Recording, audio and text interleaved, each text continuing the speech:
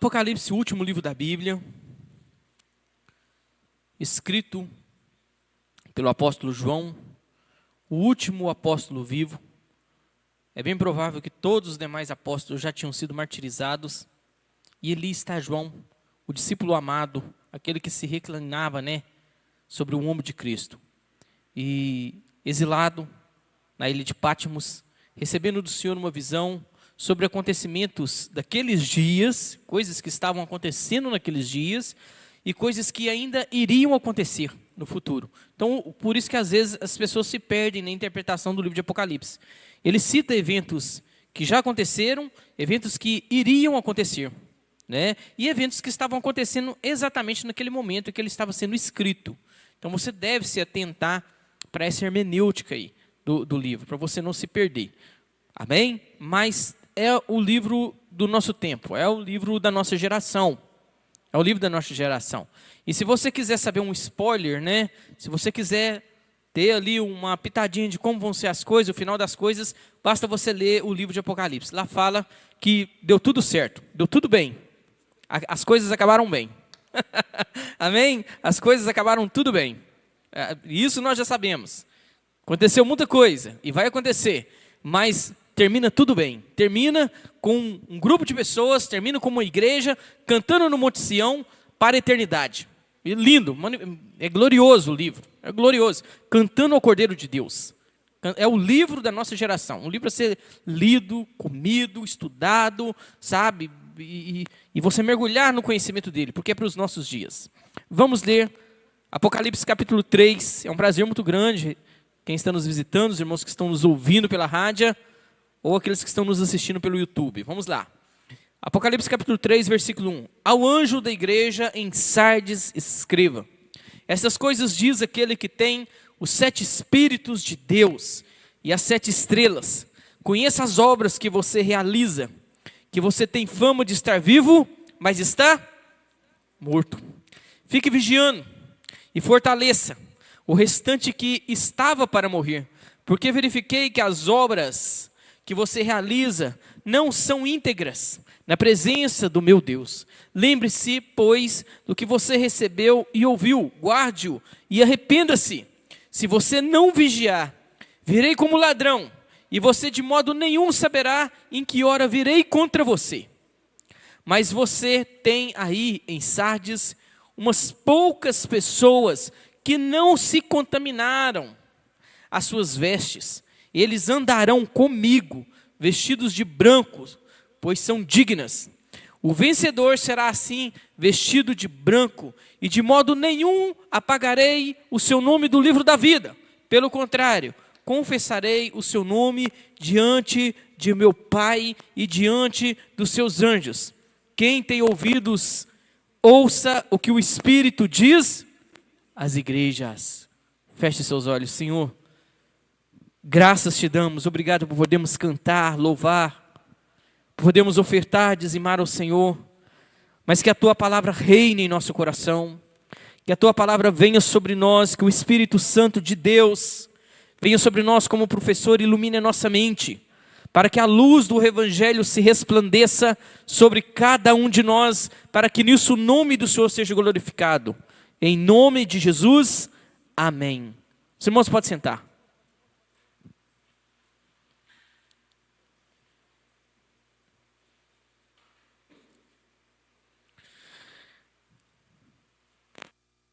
Nós vivemos um tempo de aparência.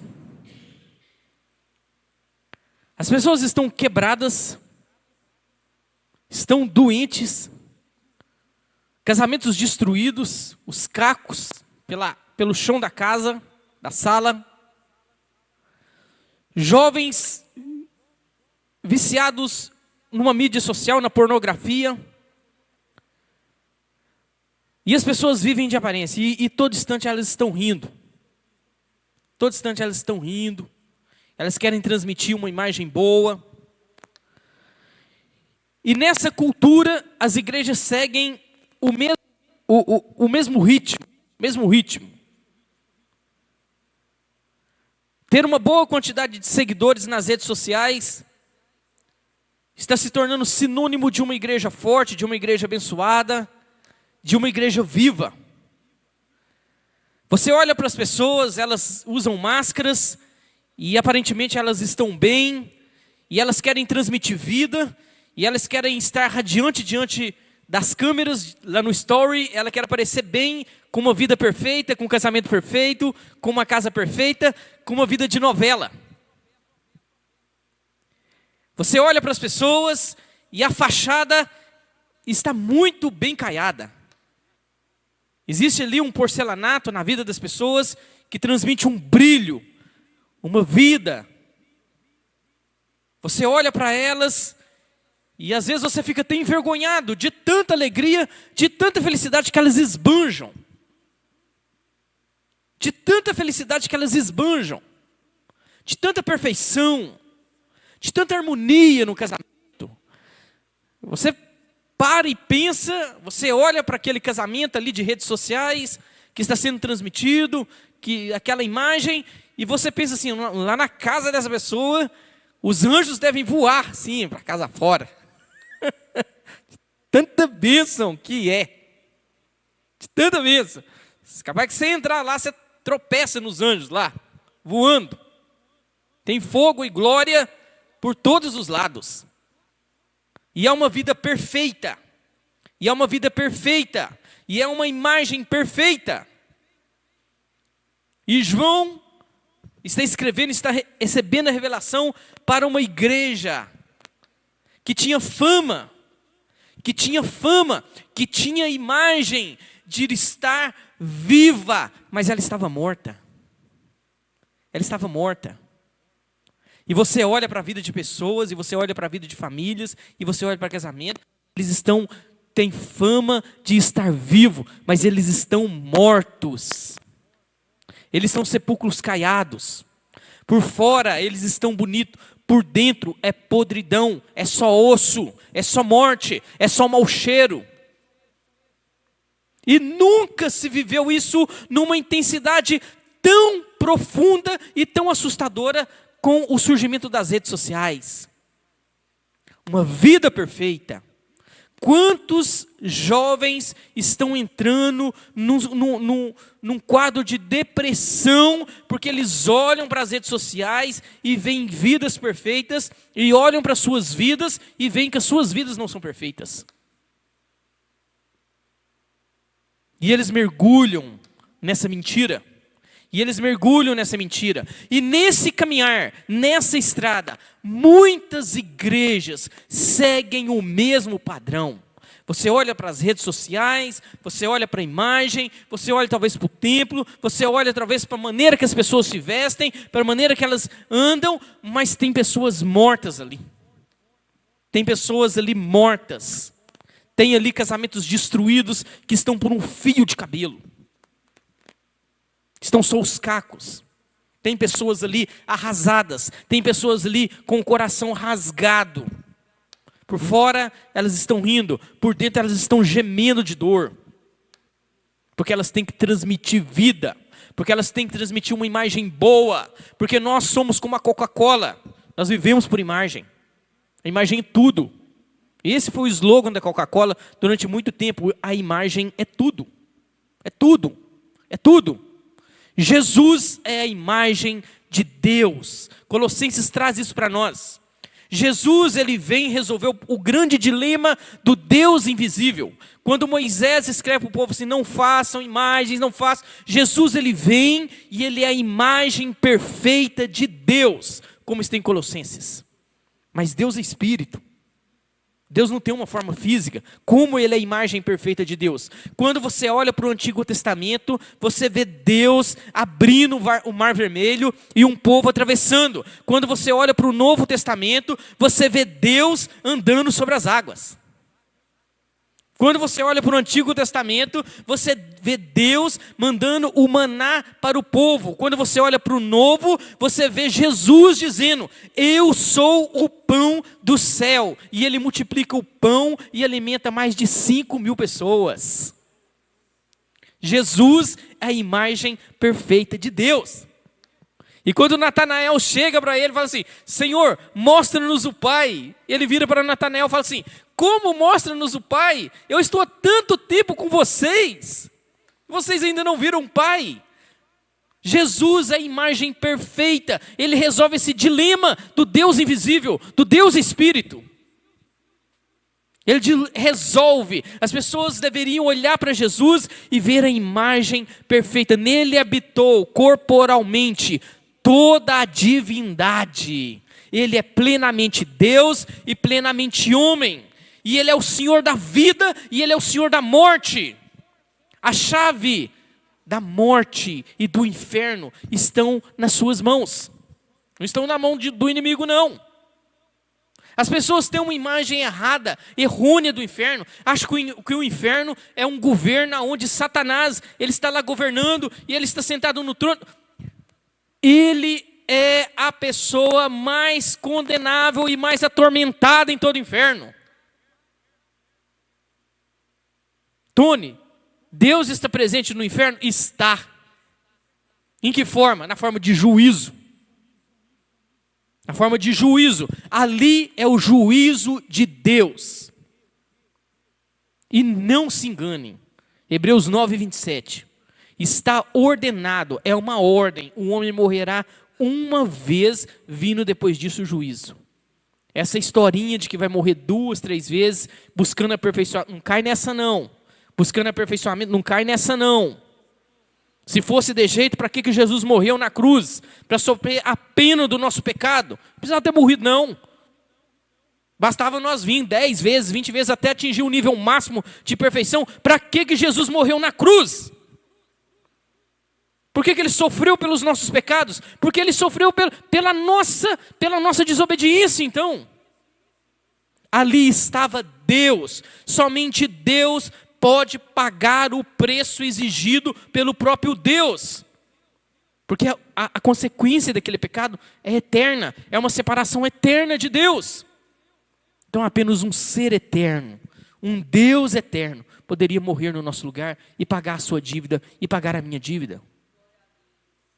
Apenas o Criador e o sustentador, nenhuma criatura poderia.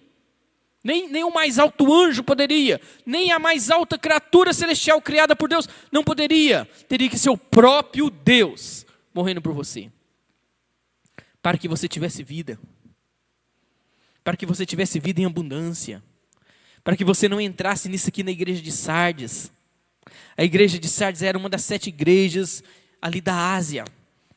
E ela está recebendo essa carta, ela está recebendo essa advertência. Ela tinha fama entre as outras igrejas. Sabe, quando a pessoa falava assim, aonde você lá vai? Eu lá vou cultuar lá na igreja de Sardes.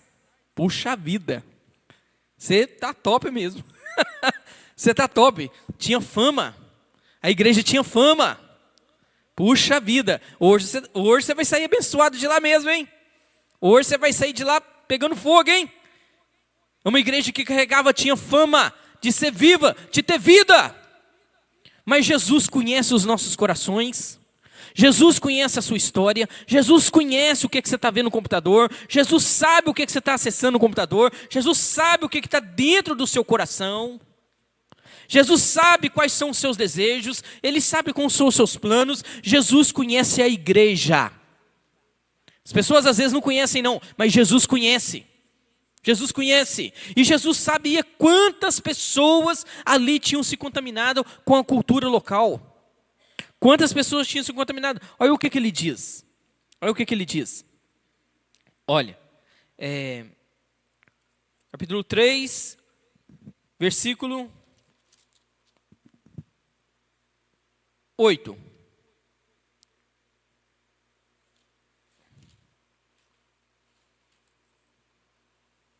Não.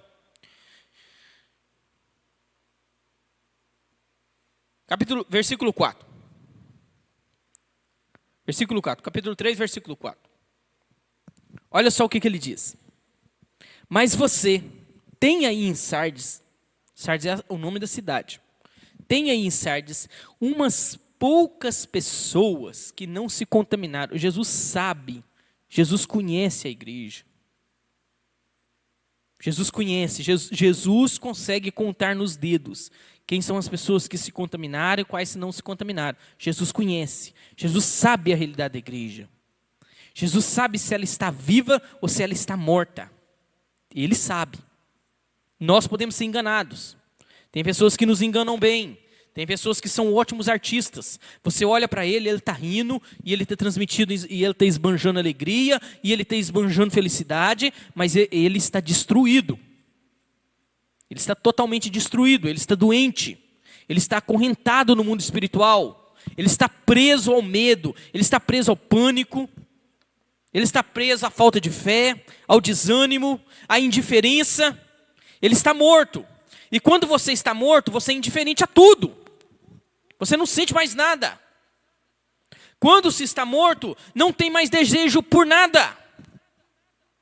E Jesus fala: você tem fama de estar vivo, mas você está morta. Olha só. Mas você tem aí em Sardes algumas poucas pessoas que não se contaminarem. As suas vestes, elas andarão comigo, vestidos de branco, pois são dignas.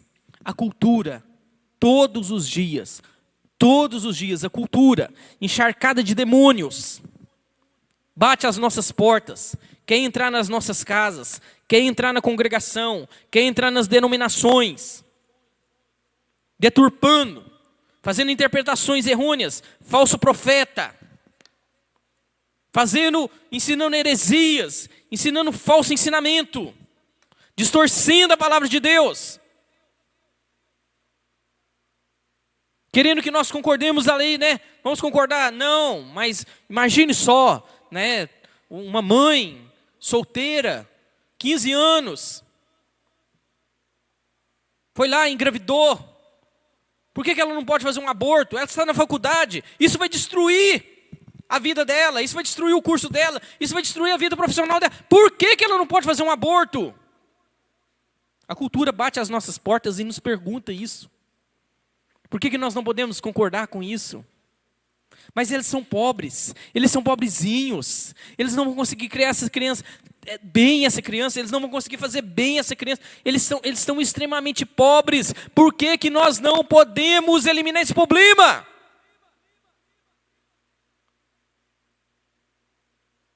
Os irmãos estão me entendendo?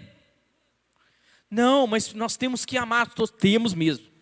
Amor é uma coisa, né? A igreja, né, ela está aberta a todos, ela só não está aberta a tudo. Ela está aberta a todos, mas ela não está aberta a tudo. E aqui ele está falando de uma igreja que se corrompeu, e de uma igreja que tinha fama, e que tinha popularidade, e que tinha uma imagem de estar viva, e que chamava a atenção da comunidade, e chamava a atenção da cidade, porque parecia estar viva. Mas Jesus conhecia o coração daquelas pessoas, Jesus sabia quem se corrompeu, quem não se corrompeu, e Jesus sabia quem estava vivo e quem estava morto. E não tem uma mensagem talvez mais atual para os nossos dias. Uma mensagem tão atual para os nossos dias como essa. Quantos querem transmitir vida através de máscaras e redes sociais e stories bem tirados, e reels bem feitos, né? E contas no Instagram lotadas de seguidores. Mas por dentro é só osso, por dentro é só podridão.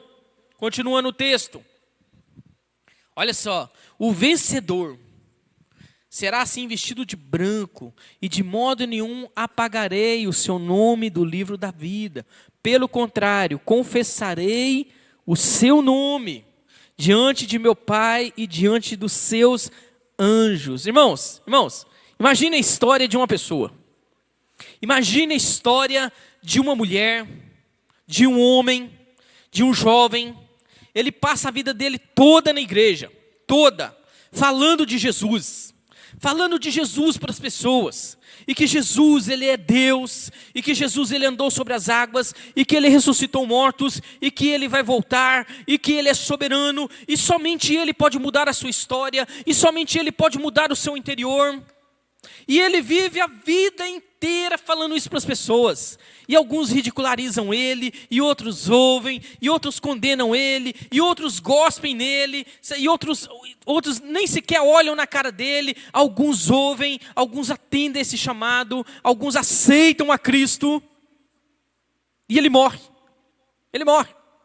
E ele testemunhou de Cristo durante toda a sua vida, durante toda a sua história. Ele amou Jesus, ele passou por provações, por tentações, ele passou por tempos difíceis, houve tempos de inverno, houve vales da morte na vida dele, mas ele não abandonou Jesus. As pessoas se corromperam, havia pessoas que morreram espiritualmente, mas ele continuou vivo, e as suas vestes continuaram limpas. E ele morre. Ele morre. E quando ele abre os olhos, a primeira pessoa que ele vê é Jesus. E durante toda a vida ele testemunhou de Jesus. E quando ele abre os olhos, ele vê Jesus. E Jesus testemunha dele perante o Pai e perante os anjos. Esse aqui é o Joãozinho. O Joãozinho falou de mim durante toda a vida dele lá na terra. E ele testemunha dessa pessoa diante de Deus Pai e diante dos anjos. Vale a pena nós vivermos uma identidade real. Vale a pena nós entregarmos as nossas vidas verdadeiramente para Jesus.